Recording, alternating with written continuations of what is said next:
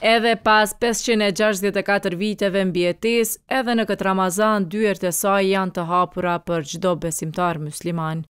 Është kjo xhamia Sultan Mehmeti II, e njohur si ajo e mbretit. Po në kryeqytet ka një emër tjetër, Xhamia e Madhe. Kanë qenë paramasa më të mëdha se çdo xhami tjetër dhe ka marrë emrin Xhamia e Madhe për këtë arsye.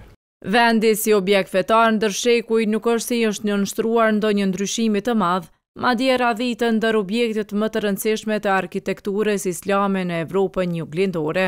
Arkitekti i kësaj xhamie ka qenë Atik Sinan, ose Mimar Sinan që i thojnë arkitekti Sinani, i cili ka prejardhje shqiptare.